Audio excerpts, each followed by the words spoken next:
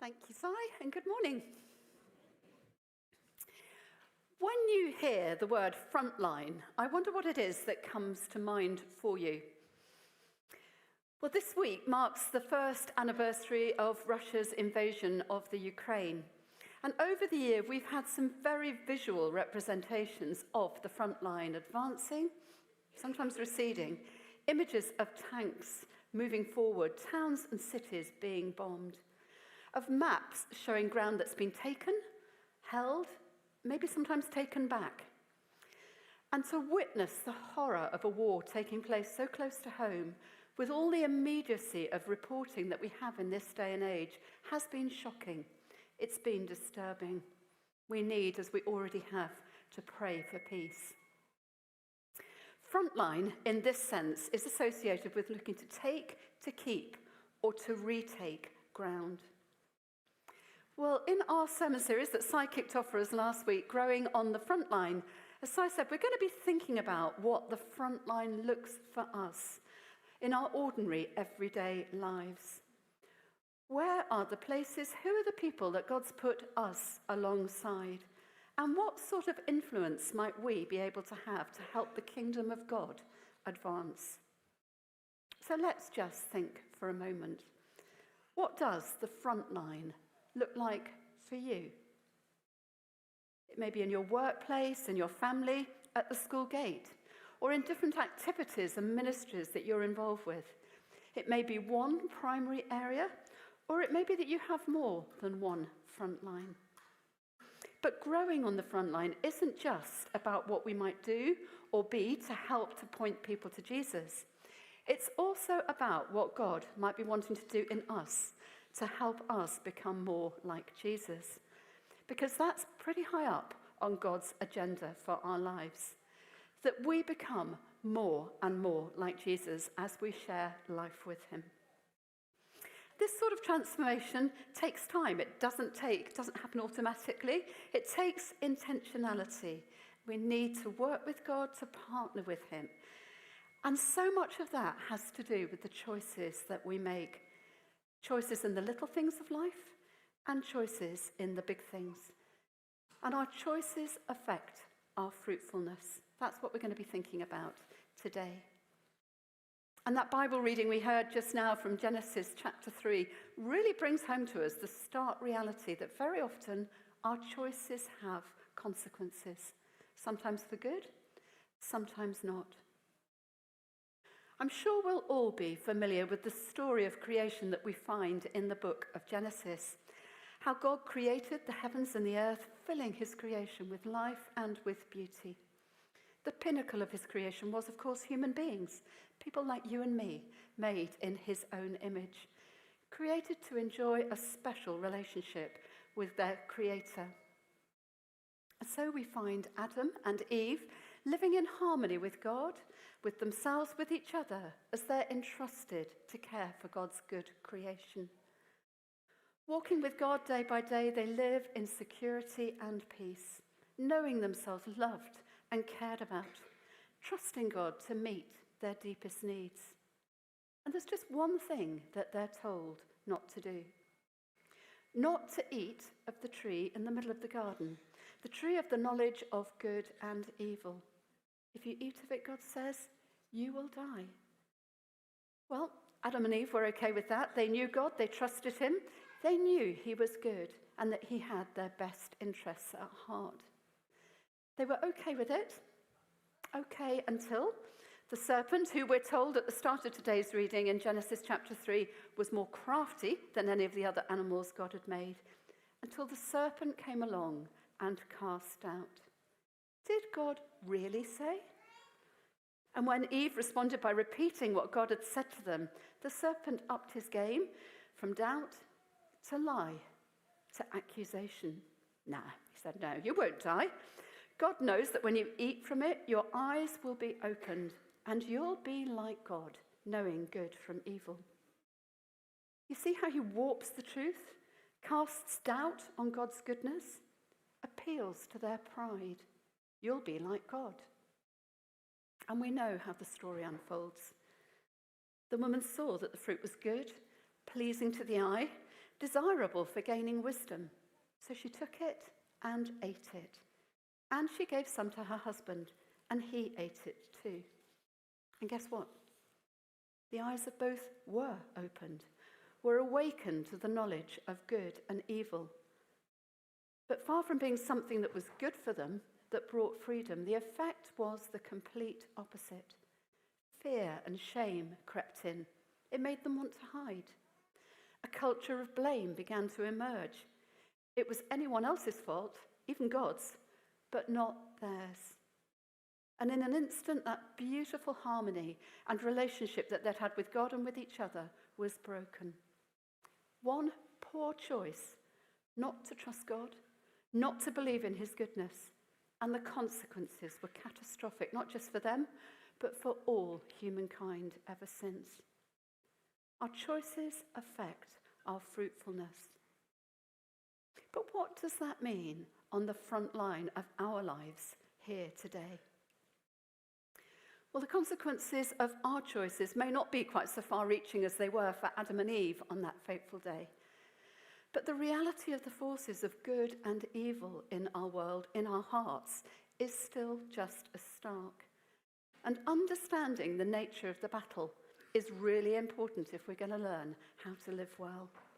On the one hand, we have a good God whose desire for our lives is that we should flourish, grow, and bear good fruit. And on the other is the crafty serpent. Okay? Not literal as he was in the garden, but God's enemy, Satan. The one Jesus described as the thief whose intent is to steal, kill, and destroy. So understanding the nature of the spiritual battle that's at work in our lives, in our world, and that constant pull between good and evil.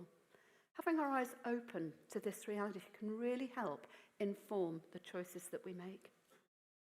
So let's take a look at what that might mean for us on our own front lines. Well, as I said last week, the material for this sermon series is drawn from a course that's been put together by the LICC, the London Institute of Contemporary Christianity, Growing on the Front Line. I know some of you are going to have a chance to dig into this course in your life groups. There's some brilliant resources in there. And they identify 6 ways in which we might bear fruit, what they call the 6 M's. Modelling godly character, making good work, ministering grace and love, moulding culture, being a mouthpiece for truth and justice, and being a messenger of the gospel. And we're going to be thinking about some choices for each M in turn. But as I speak, do be listening out for those little thoughts that God maybe pop into your head, things that you can perhaps take away and put into practice in the coming days. So first off, modelling godly character. God's in the business of making things grow. We see that in nature all around, don't we? I love the fact that this last week I've seen my first crocuses poking through the ground. And as we've already thought about in the first part of our celebration, God wants to grow the fruit of the Spirit in our lives more and more. I wonder if you can remember what they are. Paul tells us in Galatians, doesn't he? Say it with me if you know them. Love, joy, peace, patience, kindness, goodness, faithfulness, gentleness, and self-control. It's not an exhaustive list of godly character. Elsewhere we read about other attributes like perseverance, wisdom, hope, and so on.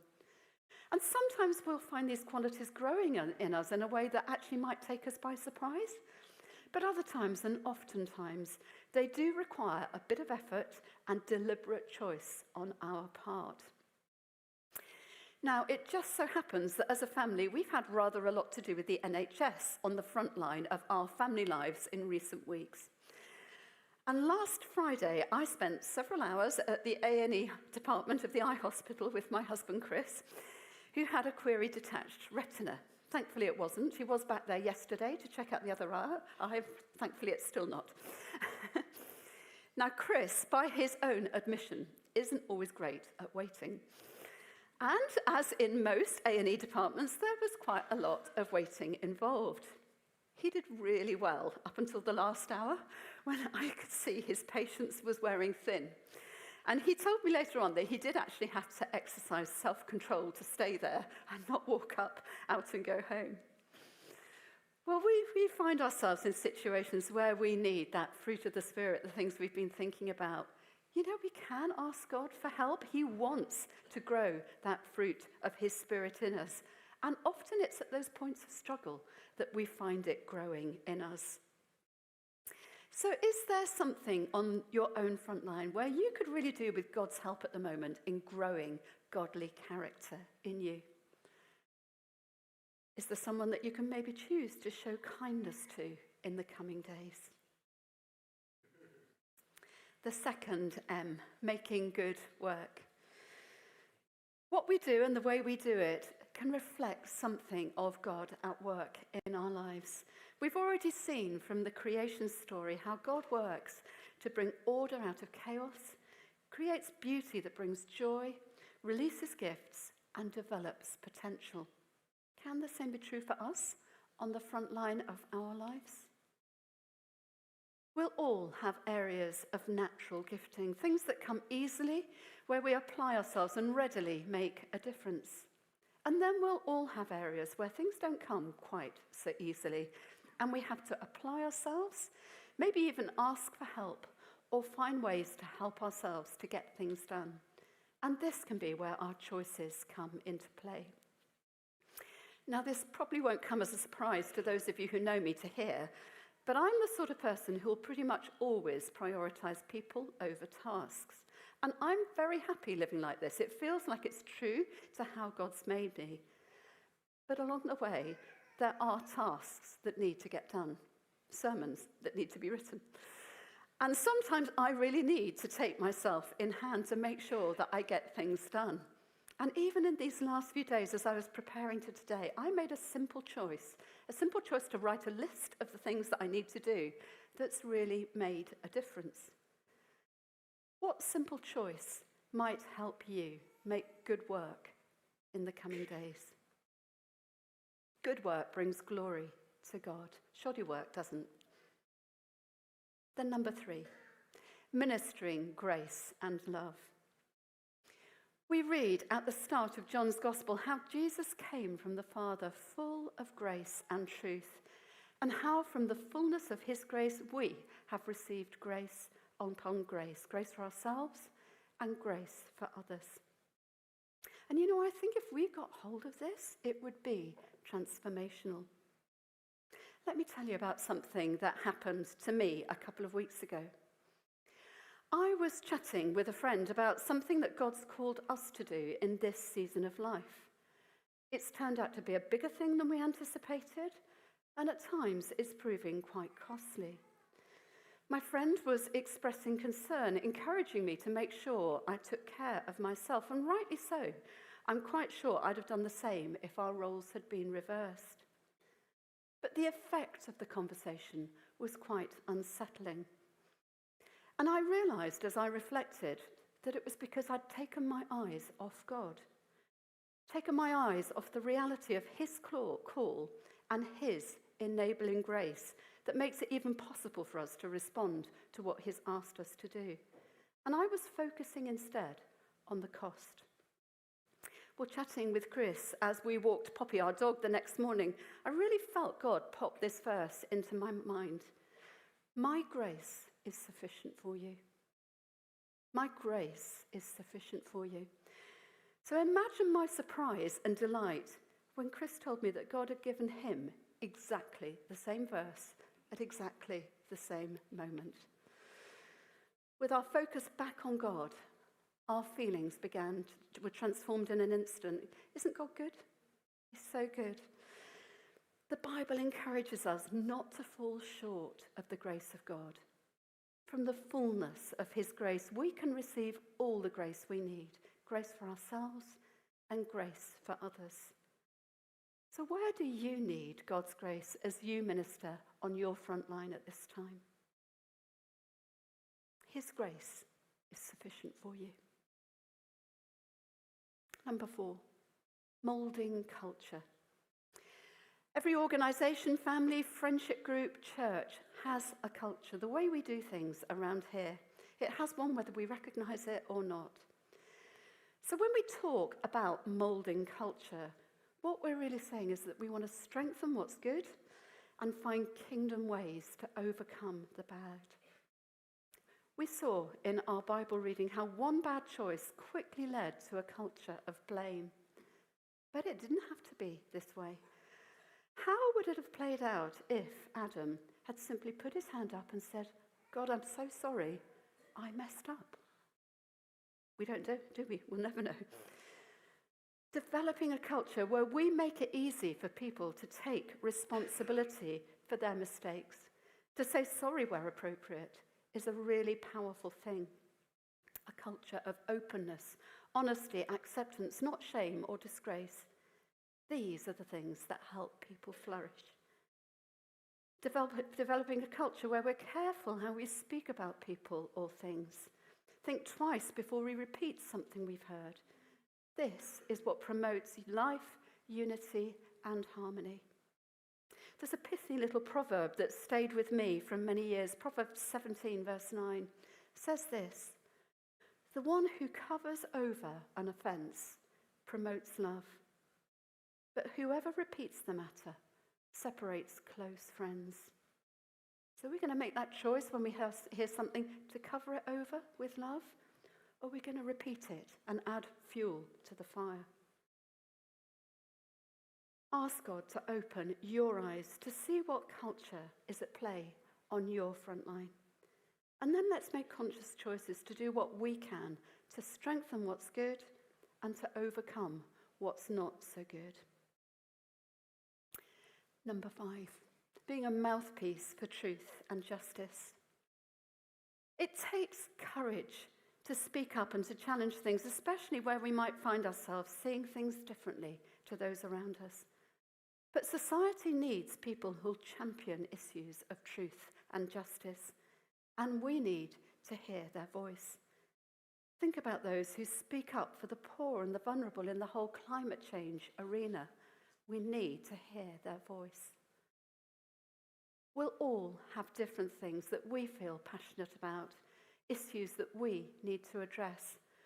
For example, we might speak up for a colleague so that they don't get wrongly blamed for something, or challenge what seems to be an unfair business decision. I'm sure we'll all have examples that come to mind. But a word of caution here. As well as speaking up, we also need to make sure we listen to God and listen to others. Do you remember how Pilate, when Jesus was on trial before him, asked that profound question, what is truth? And sometimes it's hard to discern where truth lies, especially in messy situations where relationships have broken down. We can hear such different narratives that we wonder whether it's the same situation that we're talking about. Well, James tells us that we must be slow to speak, quick to listen, slow to become angry. So what might God be calling you to speak up about, or to take time to listen to on your own front line? And then last, being a messenger of the gospel. And hopefully if we get the first 5 M's working well, we'll be much more likely to get to the 6th M. As we live on the front line of our lives, people watch and see how we do it. They notice things. And as we take natural opportunities to simply share the stuff that's going on in our lives, maybe being honest about the difficult things, it will create a culture of openness and honesty that will make it much easier for them to open up when they're going through difficult times.